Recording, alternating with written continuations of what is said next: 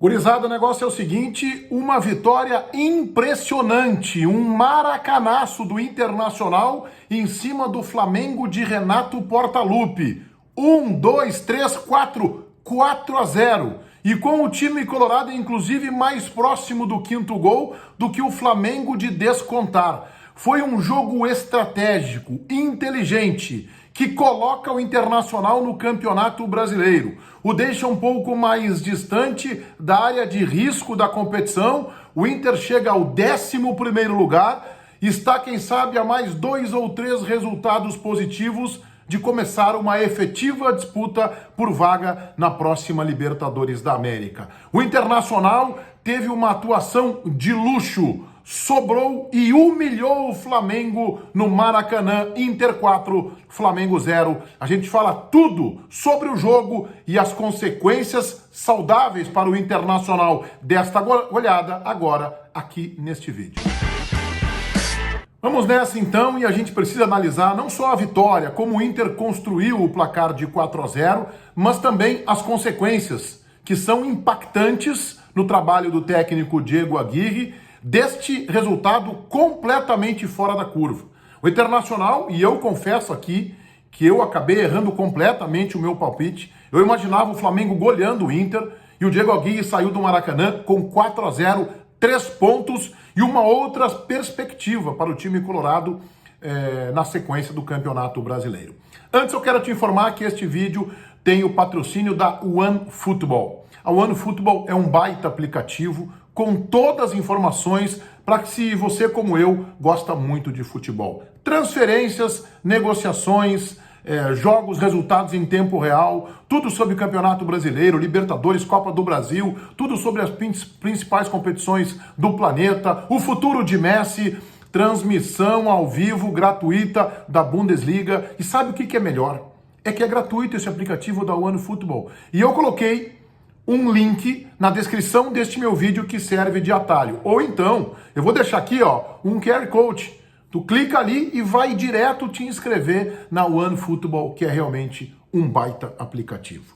Como é que o Aguirre montou o time, me surpreendendo com a ausência do argentino Mercado, ele que ficou em Porto Alegre, talvez não esteja ainda no condicionamento físico ideal. Como é que o Aguirre montou o time do Internacional? No esquema com 4-2-3-1. Os homens lá de trás, Saraiva, Bruno Mendes, Cuesta e o Paulo Vitor, Moisés suspenso, 2 volantes, Dourado e Lindoso, que eu já antecipo, depois tem a cotação, fez uma baita partida.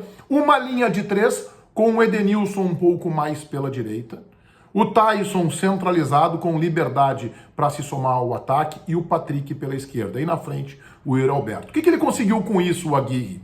Com o Edenilson pela direita e o Patrick pela esquerda, o Edenilson jogando muito próximo ao Saravia e o Patrick muito próximo ao Paulo Vitor, ele trancou as investidas laterais e quase sempre eficientes que o time do Flamengo do Renato tem, com o Bruno Henrique pela esquerda ou com o Everton Ribeiro pela direita. O Gabigol em alguns momentos também se desloca e vai pelo flanco direito. Ele trancou, ele povoou o meio campo. Em alguns momentos o Internacional se defendeu com 2 linhas de 4, porque tinha Edenilson, Lindoso, Dourado e Patrick, o Taison com liberdade e o Yuri Alberto lá na frente. E o Internacional teve humildade nessa partida, ao contrário do seu adversário. O Flamengo se preparou muito para esse jogo. Isso a gente tem que entender como realidade. Tanto é que o Renato nem colocou os times titulares, nem foi a Natal no jogo do meio de semana pela Copa do Brasil. Estava focado. Para o Renato, a gente sabe, tem uma rivalidade à parte aí pelo seu envolvimento, sua identificação com o Grêmio. Ele queria muito uma vitória sobre o Internacional. Mas o Flamengo parece que entrou em campo achando que a vitória viria ao natural. Aliás, como todos nós esperávamos, mas nós, ou jornalistas, ou torcedores, a gente pode imaginar o que a gente quer imaginar ou projetar. Mas o cara que é profissional, não. O Flamengo achou que a vitória vinha ao natural. E o Inter teve grandeza e humildade de reconhecer que o adversário é mais time. E, portanto, marcou este adversário. E foi estratégico, não abdicou mão de atacar. Esta vitória, ela é muito assinada pelo técnico do Internacional uruguaio, Diego Aguirre.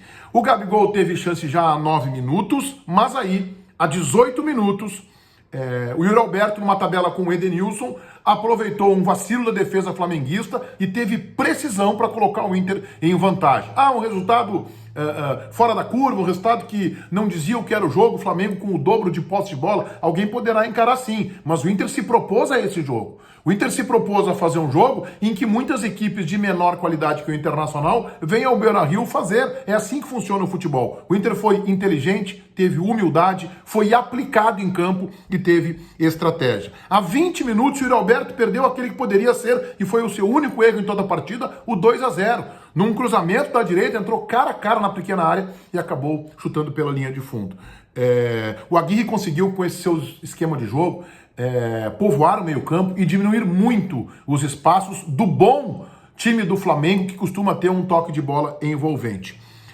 A 40 minutos, finalzinho do primeiro tempo, quando o Flamengo tentava, numa pressão, o gol do empate, Patrick e Yuri Alberto tabelaram. Depois de um cruzamento muito bom do Saravia da direita, Yuri Alberto, mais uma vez, foi preciso. Teve a ousadia de não preferir o cruzamento e sim a conclusão ao gol. A bola desvia no zagueiro do Flamengo, engana o goleiro. 2-0, foi para o intervalo e se imaginava, bom, agora o Flamengo vem com tudo para cima e realmente tentou. O Daniel ainda fez uma excelente defesa, a sua primeira no jogo, a 44, numa cabeçada do Bruno Henrique. Mas o jogo começa no segundo tempo, o Inter com a mesma proposta e a 9 minutos, o Taison fez a sua estreia com a camisa do Internacional. Não que ele tivesse jogado mal em todas as partidas, não, mas não vinha sendo o Taison que a gente conhece. Um jogo com o Olímpia, que o Inter goleou, que foi o seu jogo da estreia, ele foi muito bem. Mas esse, no Maracanã, contra o Flamengo, ele arranca do campo de defesa do Internacional, conduz a bola por 40, 50 metros, dribla 2 marcadores e acaba envolvendo os 2 marcadores num único drible e define 3-0.